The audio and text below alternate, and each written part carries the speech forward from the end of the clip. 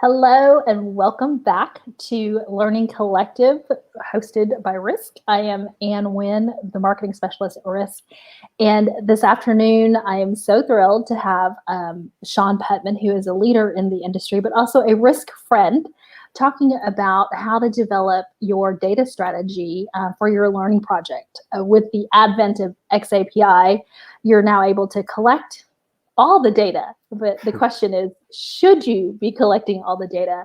And what should you collect, and how do you go about doing so that you're not overwhelmed by all the data that you can now gather, right, Sean? Absolutely. For those who may not be familiar with Sean, I am going to share a little bit about him. Again, I highly doubt that he needs much of an introduction, but we're going to share a little bit about Sean Putman. He has been an instructional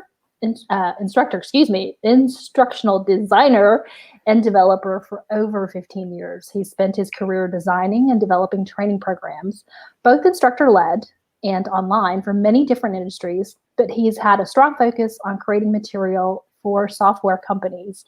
Sean has also spent the last few years focusing on the use and deployment of the Experience API, otherwise known as xAPI, and its effect on learning interventions. And Sean has spoken at many industry conferences, so you may have seen him speak and present before on this subject, and is co-author of Investigating Performance, a book on using xAPI and analytics to improve performance.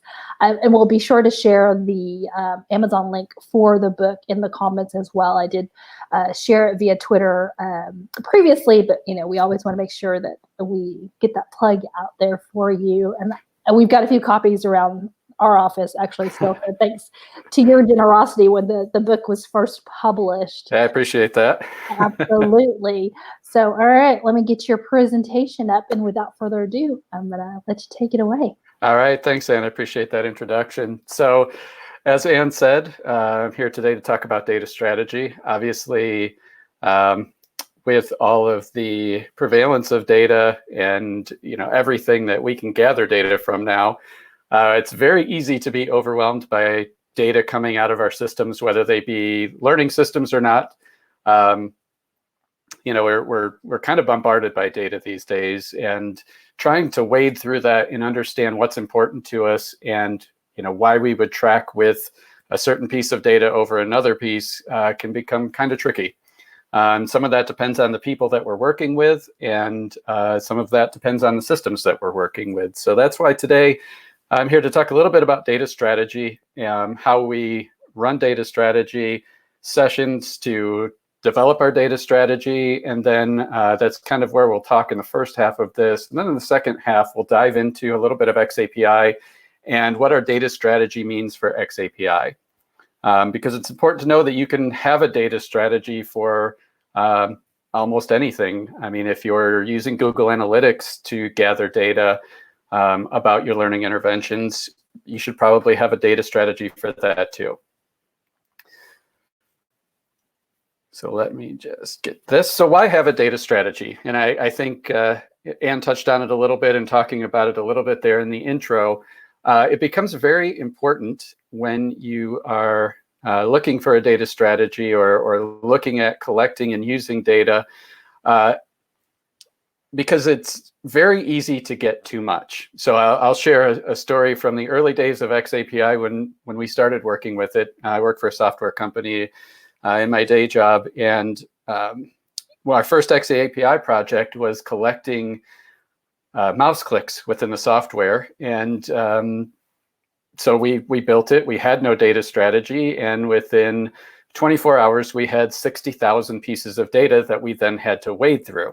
And we very quickly realized that maybe this data strategy thing is pretty important. And so it becomes very easy to be overwhelmed, and not having that plan also allows for non-like pieces of data to creep in, and really just a lot of wading through and a lot of time on the back end when you go to analyze that data. So our 60,000 pieces of data took a long time to wade through and figure out where there were patterns and what things we were looking at. Whereas once we had a data strategy, we could hone in on those things we wanted to see fairly quickly. And really, that's one of the main reasons that I like the data strategy is data analytics. So when we're looking at the back end of this and we're thinking about what are those things I want to see, how do I want to see them, and who needs to see them, that's where the data strategy helps us plan in the beginning what that back end is going to look like. Now, the tools are getting better with processing data, but there's still almost an art form that goes into processing data, creating the dashboards, creating the charts that you want to see.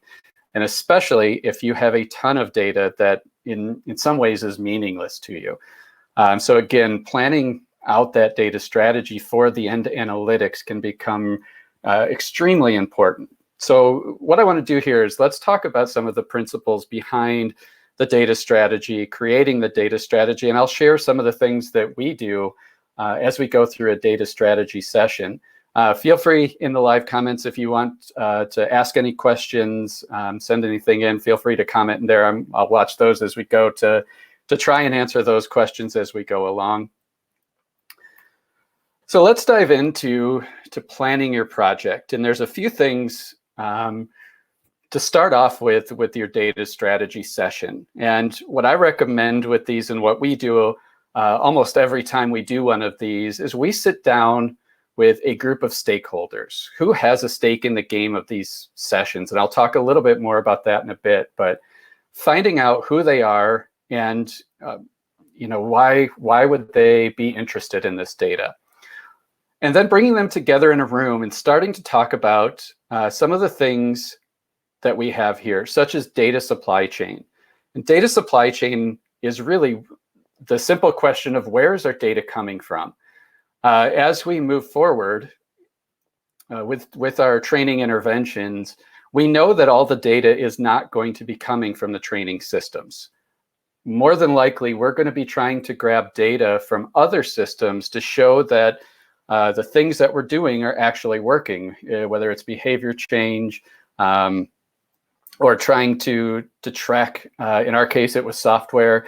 We needed data from other places to see if what was taking place was actually working. And with your data strategies that we're here to talk about, what is the data that I want to collect? So where's it coming from? And what do I want to collect?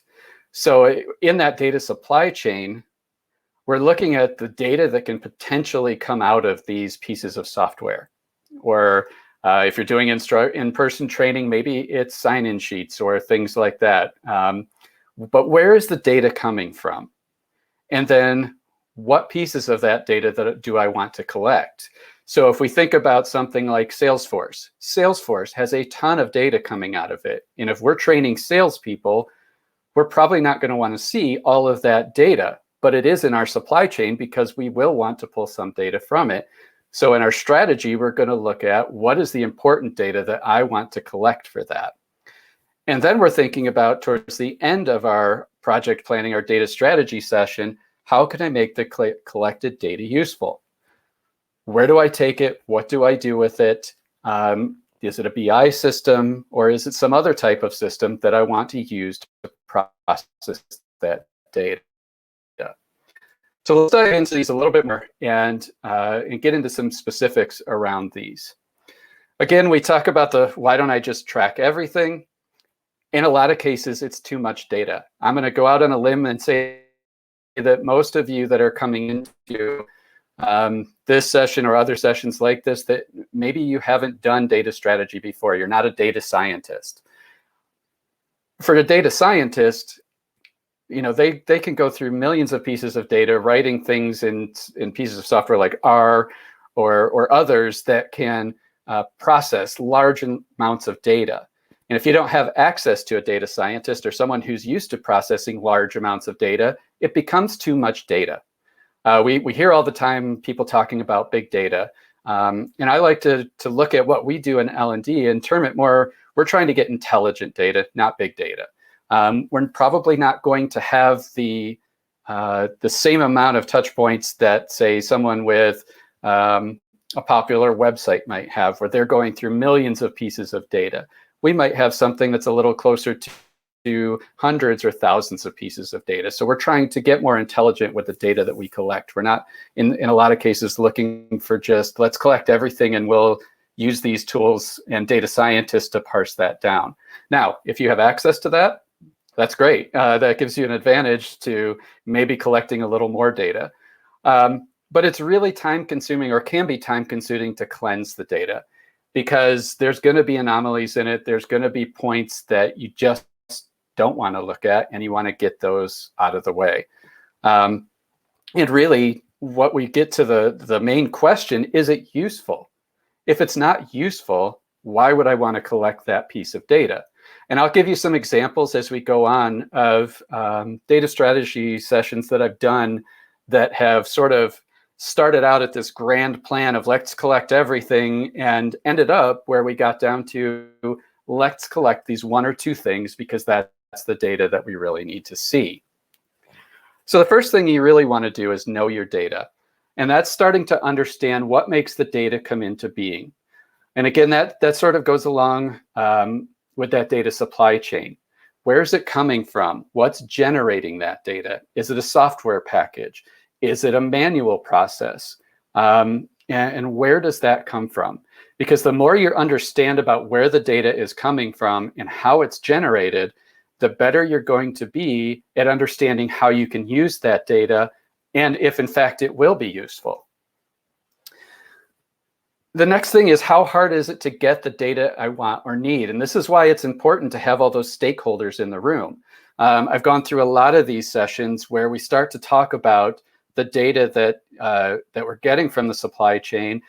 We're figuring out, okay, we know what makes it come into being. We know where it comes from, but can we actually get to it? And I've been in countless numbers of these sessions where they say, oh, this piece of data would be great. I think it'll tell us a lot. And someone will pipe up inevitably and say, oh, but so-and-so owns that. There's no way we're getting that data. So it could be that that it's just hard to get through someone politically to get to that data. It could be that if you're in certain industries, it's classified, or it's, you know, some sort of security like HIPAA data. It's just data that we can't get to. So you need to understand what makes it come into being, and how hard is it going to be to get it, if we can. And then again, this all leads into, what's the data supply chain? What are the things I have to go through to see that data? And the data supply chain, as we dive into that, that's understanding what are the activity providers. And this is a very xAPI term, but I think it's an appropriate one in general, because it really is, what are the things that people are using in this training intervention, or potentially outside of it, maybe in their day-to-day work, that are providing data. So you can see we spend a lot of time in the beginning of this just thinking about, where is all this stuff coming from?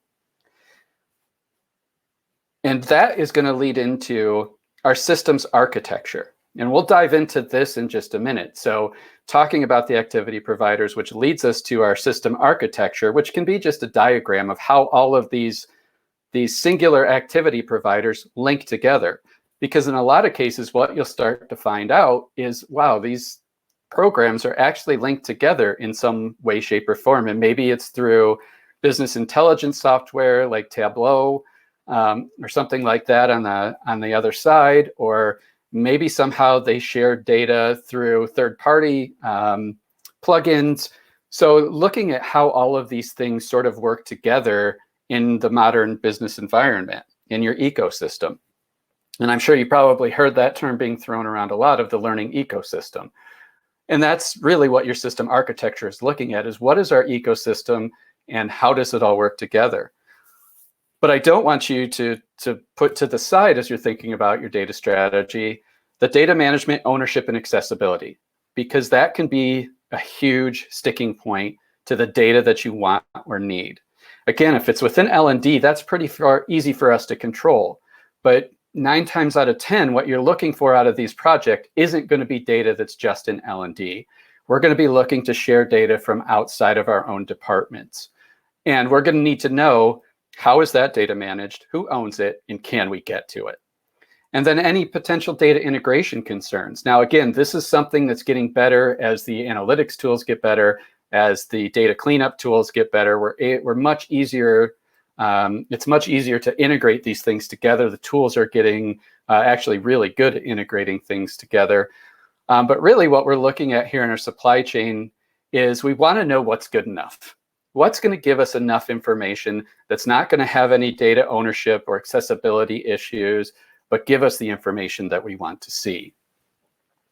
So let's look at that systems architecture. And this is just a quick example of a very simple, and this can be done on a whiteboard. That's typically where I start. I'll show you some pictures later of sessions that we do. But this was for document security. So it was basically a form that needed to be filled out before a secure document could be emailed. And they had an e-learning course that went through an LMS that went out to an analytics dashboard. So there is the system architecture for that piece of data. They also had job aids that we could track through Google Analytics, and that was the number of accesses, and that went to a dashboard. And then we went to form entries, which collected all the data you see there, number of started forms, number of completed forms, failures, data entered in the fields, the cycles, so failures prior to approval, and that went to a database. So this particular data strategy, we started out just looking at what was out there and what was available. And then we started to dig in to the data itself. So if I go back, we look at this data and we say, okay, this is a fair amount. Completions, time spent, okay, on the e-learning course, okay, that at least tells us who saw it.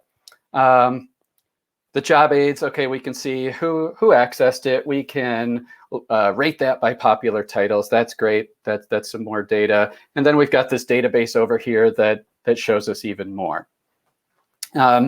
So what we wanted to do then was to dig into each of those data points and start to look at, well, what's valuable to us? So looking at, okay, what is that data that we can get from our system? So our system architecture started to help us get that. Looking at what's stored in the database of the form itself, what's stored in our LMS, and what can we get. Then we started to look at what activities can provide measurable data. So obviously in that case, filling out the form, going to a job aid, looking at the e-learning content, completing, time spent within that. But we dig into those just to make sure there's nothing else that can give us more data or more measurable content than we have there. And then we started to look at, and this is the big conversation. So all of those things that we looked at, they provide measurable data. But what data can we and should we act on? And I can tell you in that particular data strategy session, so I'll jump back a couple here. If you look at the forms, it started out as, well, let's collect everything. I want to know how many forms were started, how many were completed. I want to know all the data that was entered in the fields. And then we started to ask questions around that. Well, why? Does it matter how many forms were started? Maybe, maybe not. In this case, it didn't. Does it matter how many data were entered in the fields, or what type of data? As we got through it, not really. What it ended up coming down to, and so it sort of relates to that number of started forms, was how many cycles per completed form were needed. How many times did it fail before it went to approval? That's what was important to this group. So it didn't really matter that we could get that data. It's the data that we needed to act on, because that's the big issue that they had. Now, what they could do is if they saw a particular person or group that was continually failing, they knew that that data at least existed so that they could dig in further. So that's why we look at the data that we should act on. What they filled into the form wasn't necessarily the data that we were going to act on immediately. The data that we were going to act on immediately was the amount of failures before a form was approved. So that became the measurable and actionable piece of data that we have. Because really what we're looking for as we go through this data is we're looking for that center point that's the crossover of available and relevant. So we have all of this data available, and I'm sure that you all that are listening have a ton of data that's available, but not all of it is relevant. So we're looking for that center point where those two pieces cross over. And then we look at what data am I likely to get? We go back to our diagram. And as we look through this, part of what we did is we went through that database is we started to look at, is all of this stuff attainable? So the number of failures, that wasn't attainable. The cycle was, but the actual number of failures was not. So it was the cycles performed. So as a complete view of it, we couldn't get the overall number of failures for all of the forms. Now, could we have calculated that by the data we collected? Absolutely, but that's on the back end in analytics. So then it becomes a little bit more difficult. So as we look at that, what data am I likely to get? That's where we get into who are the players. So we started to talk with the group in the data strategy session. Again, we did an initial kind of run through the people that needed to be in the room, and it very quickly became evident that not everybody was there. And I've had several sessions like that where we start to talk about the data that's available, and it's comes out that somebody that has access or owns data within the company was not sitting in the room. So taking some time and thinking about who are the players in this scenario? Who are the stakeholders, the people that have input or data that can help us get to our end result? Because the quicker you can pull that group together and the more diverse you can make that group, the better your strategy is going to be in the end. Because then you can ask all of them what change means to them. And you're going to get wildly different answers. I can guarantee that. And that's a good thing.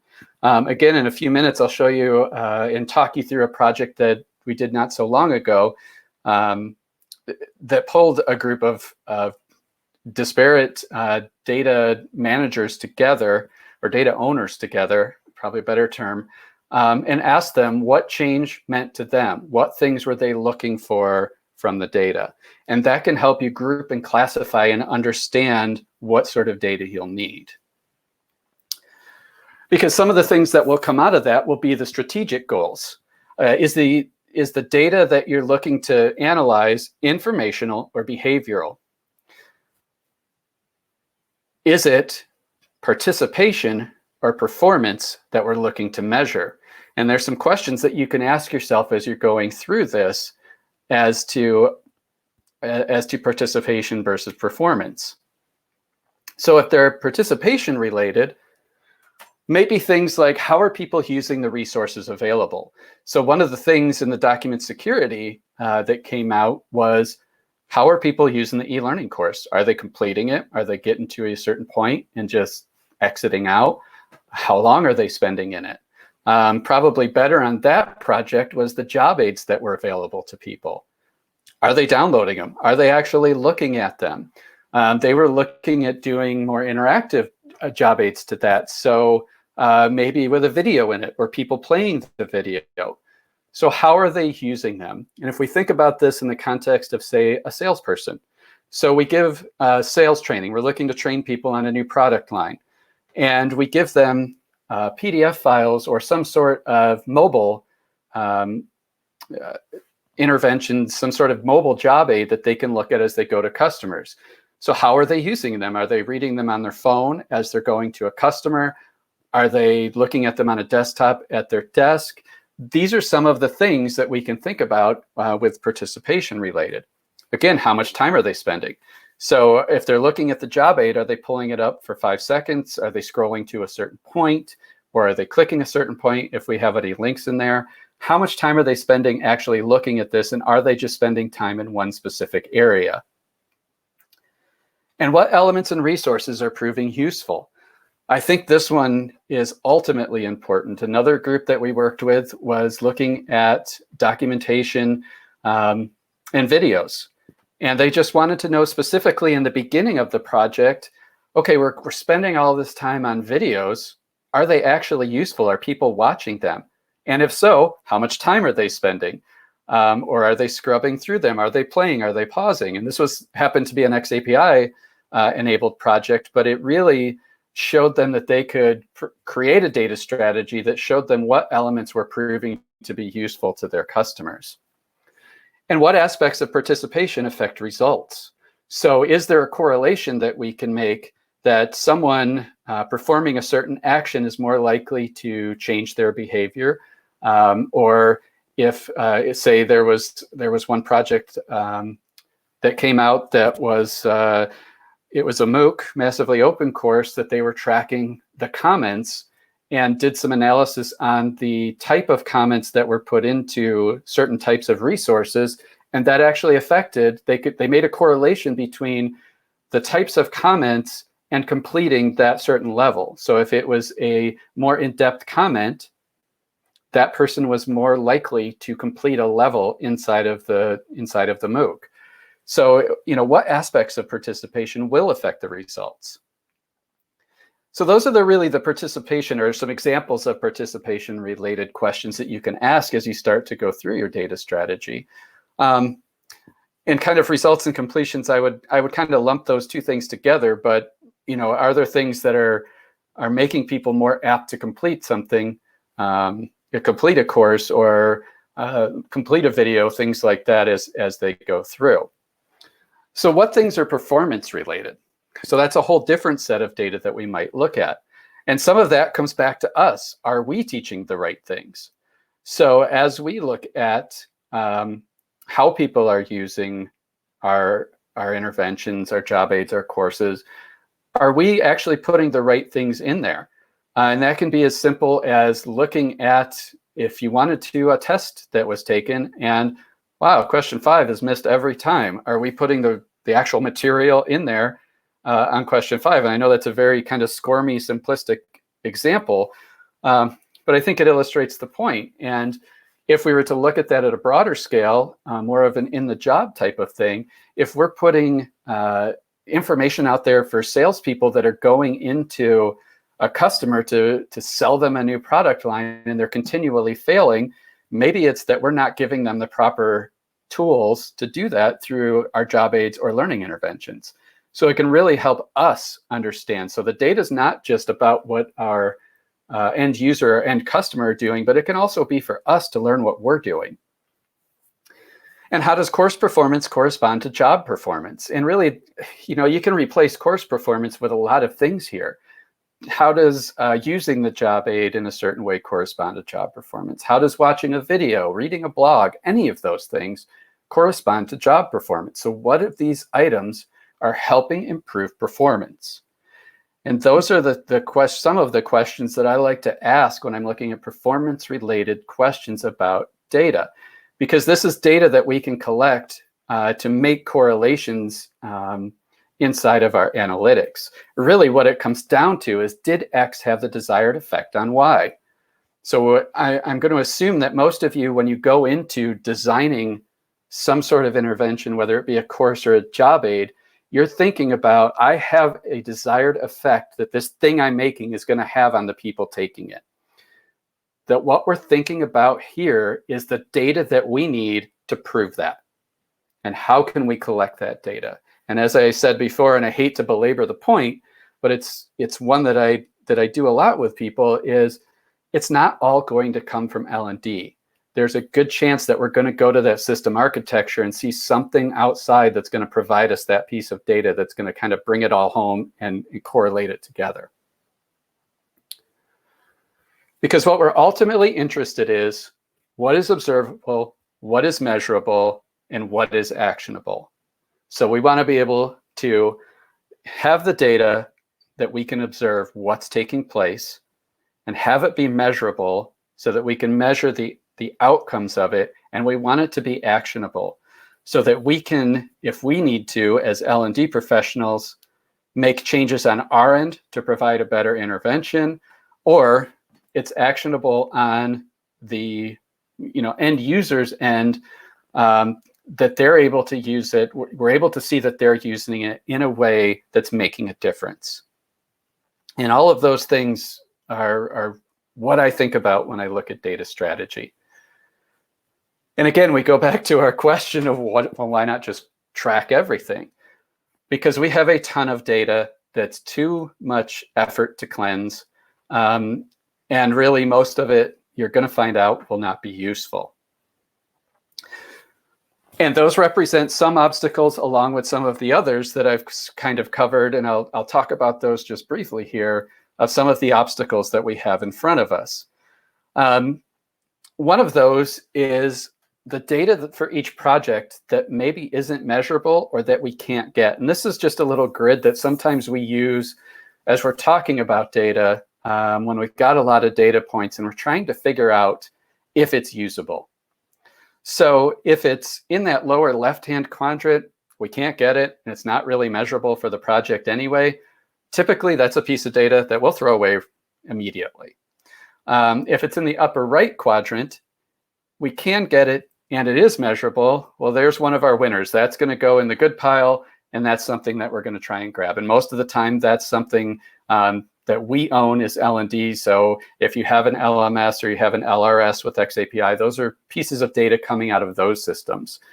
Where we're really pushing to fill that gap are the things that we can get, maybe that aren't measurable. That's where we're really having discussions. So I've seen things go from the, oh, we can get this, but we don't really think it's measurable, to really starting to slide to the right.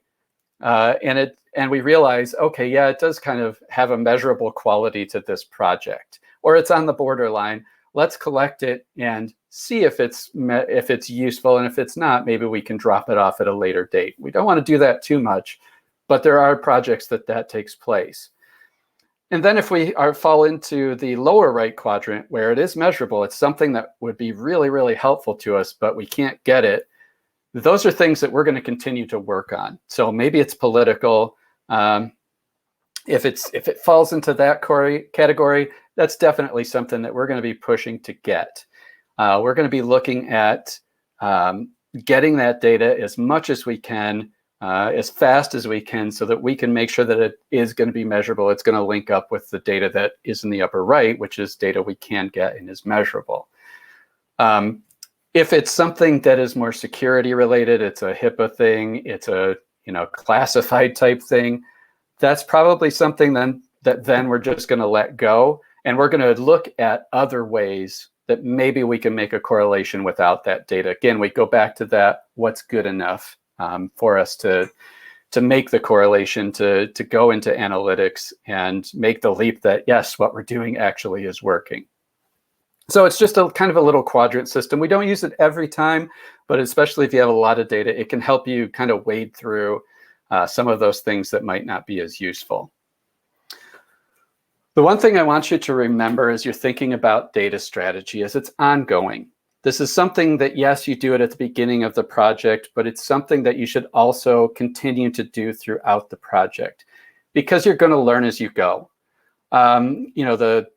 The project I talked about with the help content in the videos, that's where that project started. We ended up doing a couple more rounds of data strategy around that project and expanding that out to search terms, to where were they coming from? Was it the product? Was it other web pages? What was their path throughout the project? And it started out with, are people just watching them or not? And now that we know, okay, people are watching them, well, how are they watching them? So it expanded into plays and pauses and things like that. So you kind of learn as you go. Start small, start simple, and then expand that. So that data strategy just continues to go on. And that's where really prototyping and iterating. The first, in that particular project, that first, are people watching it? It was basically a prototype. We prototyped it internally and had their own staff looking at stuff. They had their own staff looking through it and were watching kind of what they did until they felt comfortable. They went out to one product and some customers, had them do it, and then they continued to iterate that.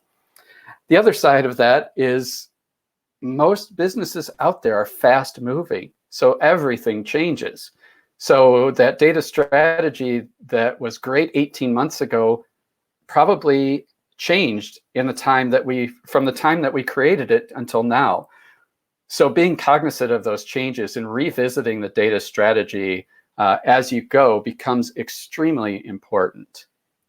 And that leads into data stewardship.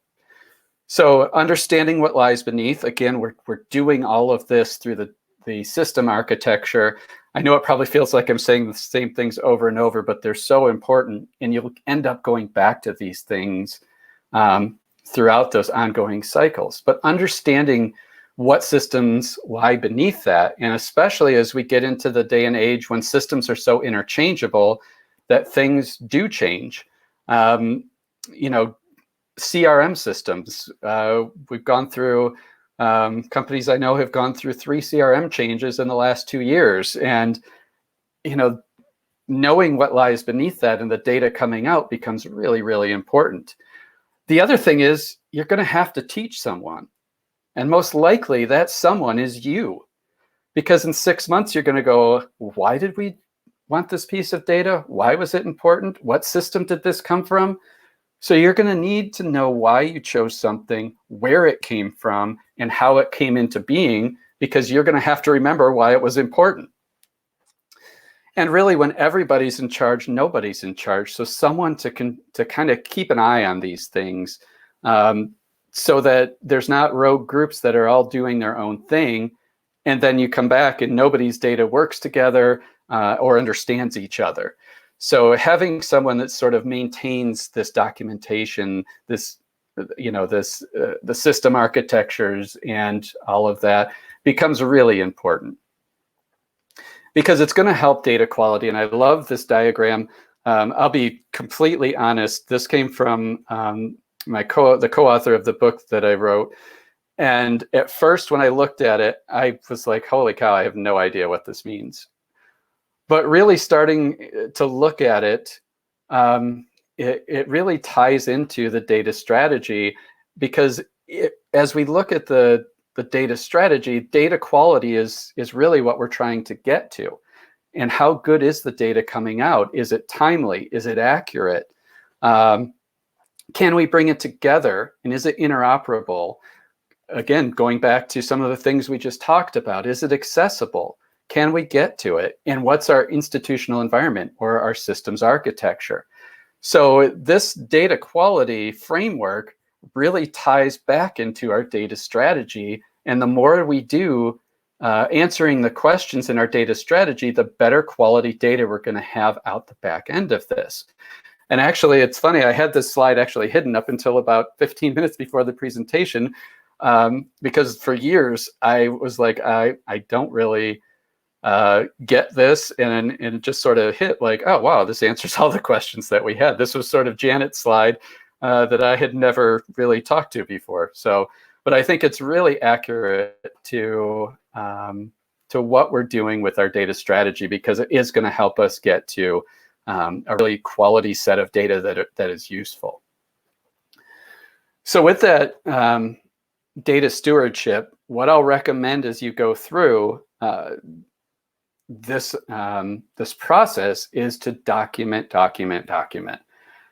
We use simple spreadsheets. We don't start with them. I love office supplies and whiteboards, and just sort of putting this out on a big whiteboard or taping it up to walls on paper, but then coming back and really starting to look at it inside of a spreadsheet where we can see what data is coming out, why is it important, and you can see on the left here all of the things that we can track, why we're tracking them. So again, it goes back to why are we doing this, so that when you go back to it, you'll be able to see it. And then you can see down here at the bottom, we're kind of previewing the xAPI portion of it, but it becomes really important when you start to think about xAPI. Molly, I see your question. Yes, there will be a recording posted, I believe, and I can post a link in Facebook to the graphic that was there so that you can dig into it a little bit more. I know it was probably a little bit hard to read in there.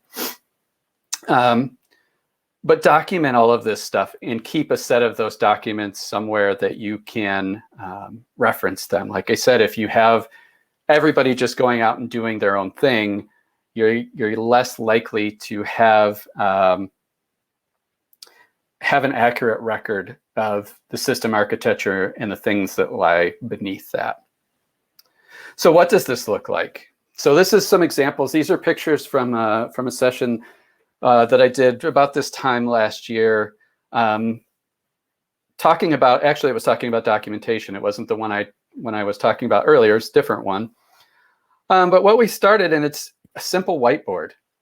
We started talking about business systems and what was important to track how people were going through documentation. What were they clicking on? What was their path? How is documentation affecting support tickets? So is there a good effect on support tickets? And is there anything that we can learn from marketing about the docs? So some of the things we started to talk about were print versus PDF, job aid versus online, the session.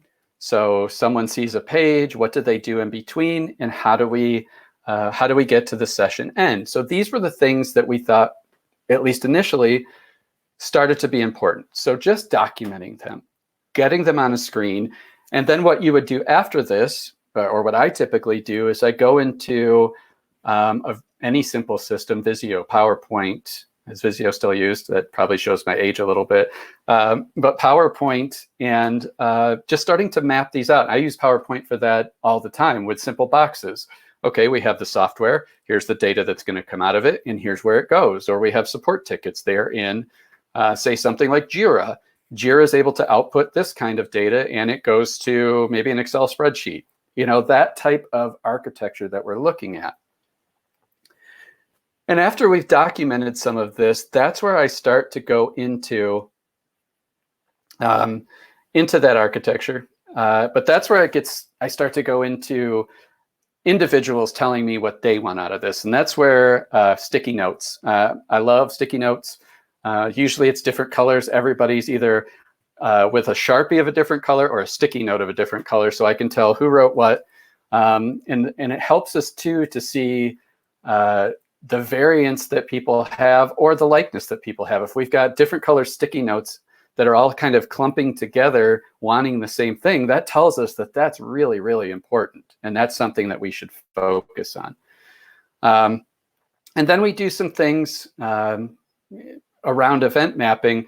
And I'll talk about this a little bit more in context with xAPI, but event mapping is something great when we start to find out what people are wanting.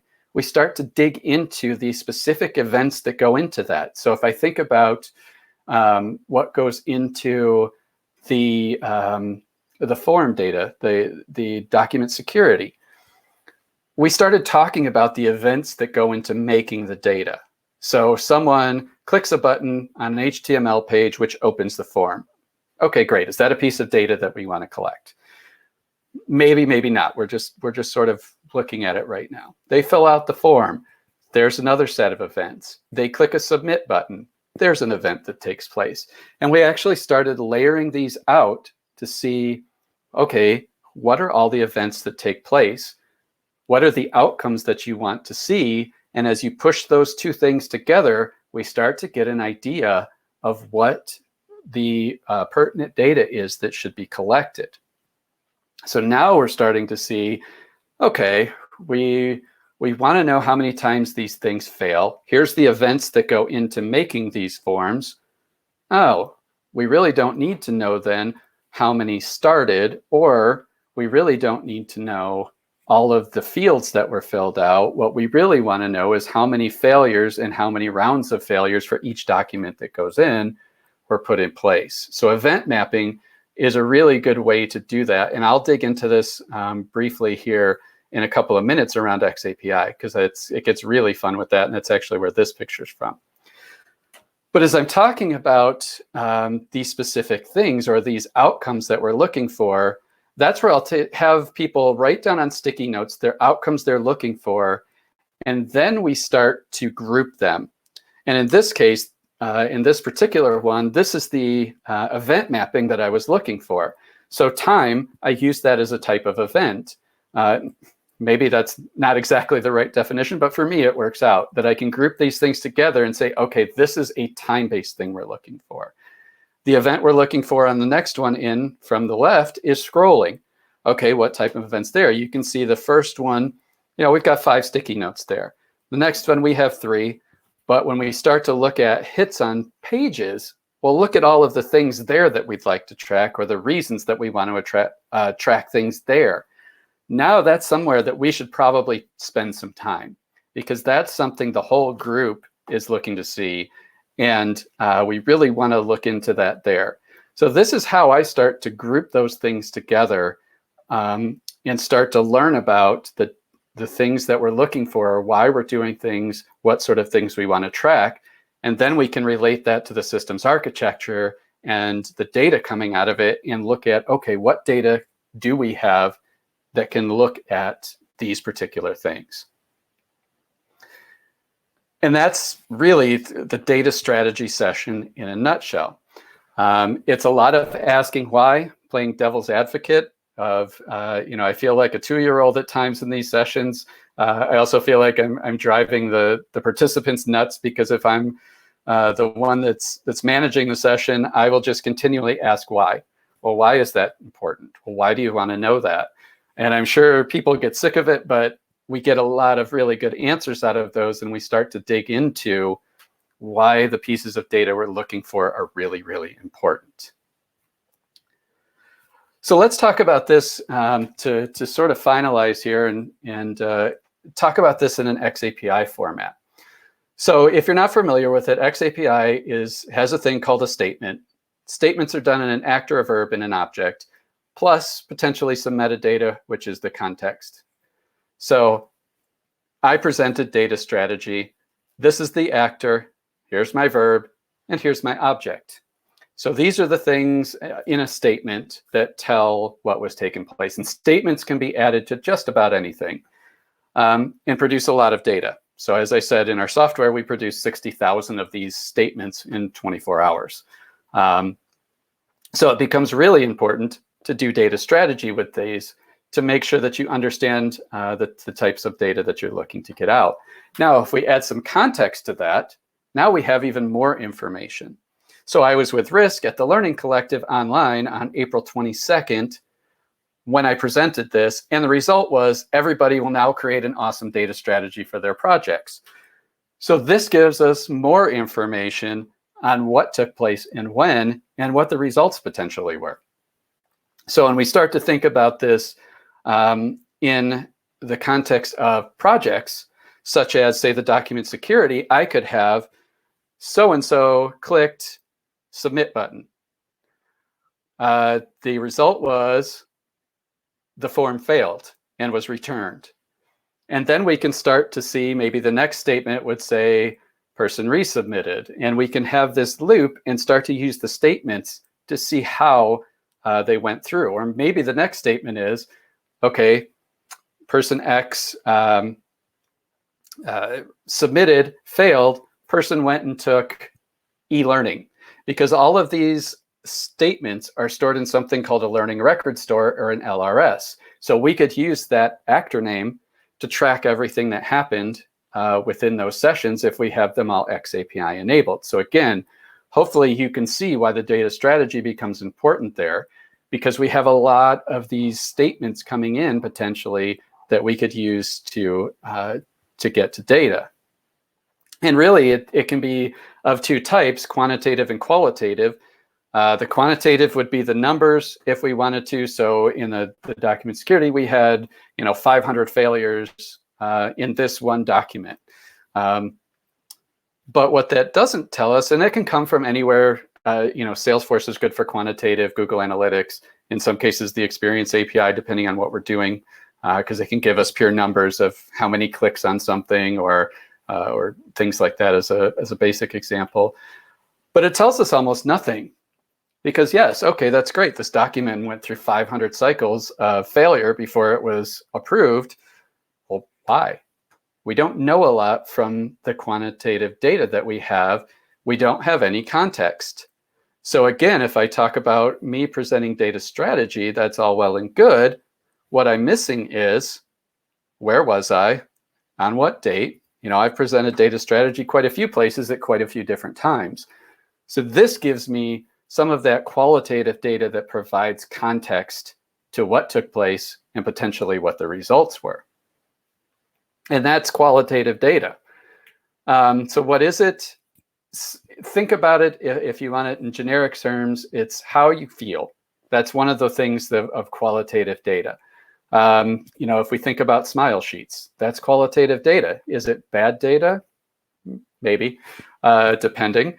But there's also a lot of good data that can come from that, especially as you think about prototyping and iterating. Qualitative data can become really important to that. But it's also things like background, demographics, education. Those can be much more important as you're looking at the data coming out of your projects in a lot of cases. So understanding, maybe it's just a department. What department took this? What was the background of this department, so that we know, again, going back to some of the things we asked, is what I'm doing important for this particular department, or do I need to change? Are we teaching the right things, or do I need to adjust based on the demographics coming in? How can we collect it? I think you guys know most of that, but again, this goes into your data strategy of, well, how am I going to collect that data? Is it coming out of an HR system? Do I need to go sit down and interview someone? Do I need them to fill out a survey? So how can we get to that data? Again, it kind of goes to that system architecture and thinking about what sort of data comes out. So here's just a quick example of combining qualitative and quantitative data. This was the MOOC that I talked about earlier. Total of 31,000 statements or comments, a little over. This was done with xAPI. So they used xAPI to collect the statements. Well, that's great. I'm glad to see that there was that many statements. So that says, okay, people were using it. But now if we get into the level 1, 2, or 3, what these were classified as is ways that we can look at how they were used. So a level 1 statement, or a level 1 comment, was, I read, I learned. And that was about 47% of the comments that came in. Level 2 was classified as, well, I'll try to. I learned something from this. I'm going to try it next time. And level 3 was, I tried. So that's great that we had 31,000 comments, but it's the qualitative data of how people actually used that particular week's content tells us how effective potentially that content was. So it gives us more context and more depth in the data that we're looking at. So we can dig a little deeper to understand not just that, okay, great, people were using it, but how were they using it and how effective was it? So again, from an L&D perspective, we can make changes there if we need to. And again, with xAPI, we get the question all the time, well, why not just track everything? We'll put xAPI on every single button, and then we'll just have it all there. Again, it's too much data. It is really time-consuming to data cleanse, and most of it is probably not going to be useful. That's why I like to call it intelligent data, because we're thinking about it before we collect it. And I will be the first to admit, in the beginning of xAPI, I was one of those that said, just go collect it all. You'll figure out what to do with it later. And it failed miserably. So thinking about it, performing some data strategy is well worth it.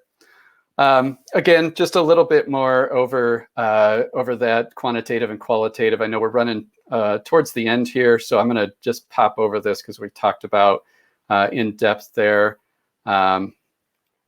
Just an example of a systems architecture, just so you could see that again using xAPI. This is available out on the web. This is from the folks at Learning Locker. They had performed this and put this system architecture out there, just so you can see that they used a lot of different things to pull in xAPI into a central repository through the LRS, where they stored the data, out to some BI that they were able to then process it. This is another one from Watershed, just one that they had on their website, showing how complex these can be. Just a couple examples I wanted to throw in there and show you those. The last thing that I'll really talk about in depth here, when you're doing a data strategy for putting together an xAPI project, so it's the same thing with any other data strategy. Activity providers, what are they? Why are they useful? So going through and answering the questions similar to what we have here. But in xAPI, as you could probably see from the quick overview of statements, there is a vocabulary that goes into that. So there's a set of verbs that are available out on the ADL website, who was a steward of it for a while. Those verbs become very important because everyone in your company needs to use the same verb. And if you're in an industry like healthcare, everyone should be using the same verb. So these go into things called profiles. And what your data strategy helps you set up are the profiles that your company is going to use. Why are those important? Because if I have multiple instructional designers or developers, and let's say that I'm using xAPI in a course, and I want to track course completion, there's many verbs that could be used for that. Completed, finished, passed, failed, a bunch of different ways that you could use that.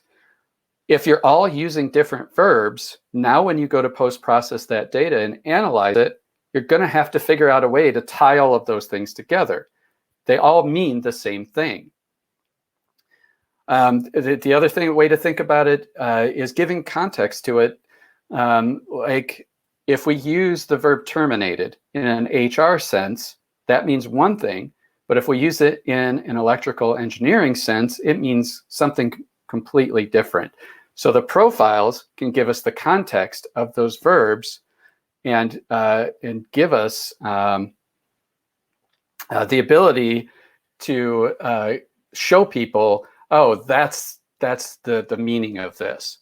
So profiles become really important to your xAPI projects because it means you're all speaking the same language. And I know this is a really high level overview of profiles, but you're all speaking the same language. And when you go to do your analytics, it's going to be much easier to use all of the same stuff. So some of the things to think about when looking at an actor, there's two ways you can do actor. Agent, a single person. Is agent the right way to identify learners? Can the agent information be obtained from another system? So back to your system architecture. Can it be gotten from the HR system or an LMS system? And what is the unique identifier being used for the agent? Is it an email address or is it an employee ID? What are we going to use? Because the actors have to be unique to one another. If one person isn't the right actor and a group is the group the right way to identify? And if so, what type of group? Is it anonymous? Maybe it's a group of people that came together in a leadership class. Or is it identified, a group that meets regularly? Is there a name from the group? And should I add identifiers for the individuals of the group? So things that you can ask yourself as you're setting that up. Now for verbs, is there something in the registry that already describes the action? Is there a concept in the profile that I can use? So Art put it in the comments there, CMI5 uses satisfied. CMI5 is a profile that has a specific vocabulary that makes it consistent, and you're able to grab that and use it right out of the box so that you know that you're all speaking a consistent language. If there is an existing verb, is the context correct for my usage? So I talked about terminated, making sure that you have the correct context there. Is there a community of practice for my industry? So community of practices are people that go out and work together to create a profile. Like for the healthcare industry, there is a community of practice that put a profile together for the use of mannequins in healthcare. If I do need to create a verb, is there an existing template within the community of practice? So if a verb is not available and you need to create one, which I don't recommend unless it's absolutely necessary, is there a template that I can use to do that? And if there is not a community of practice, is there an industry group, like for example, IEEE in engineering, that could help me set up the vocabulary? So making sure I'm using the right terminology to get to people. And then the object, what type of object will I need?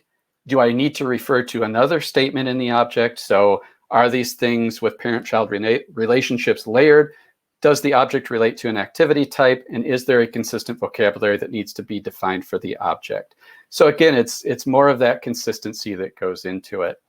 And understanding what data you can get. So understanding xAPI enough to know who's the actor, what's the verb I'm going to use, how am I going to define the object, the context, and the result. And that's where we go back to event mapping. I know we're running up against time. I told Anne earlier I thought I had 45 to 50 minutes. I guess I was a little bit more long-winded than that, as always. But event mapping can be great because you can write the verbs that you might use down on little note cards or sticky notes and walk through the events of what it is that you want to track and apply a verb to them. So it's a really effective way of being able to categorize these for the things that you want to track with a vocabulary to understand that I'm setting this up correctly and I'm being consistent with these. This was from Janet, again, the co-author of Investigating Performance. She likes note cards. I love sticky notes because I can peel them off and move them around on a whiteboard. But it's a good way to set up your vocabulary, to do your data strategy, because then once you have this, you can get to the document, put them in an Excel spreadsheet, and now you have all the reasoning behind the vocabulary in there, and the verbs and objects and all of that. So only 1 minute over, not too bad. If you want to get a hold of me, here's my Twitter handle. Here is an email address that I've got for you. If you want to learn more about xAPI, we also have learnxapi.com out there. That's a free resource. Has a couple of short courses around xAPI and data strategy, and also a lot of resources just industry-wide that you can go out and utilize.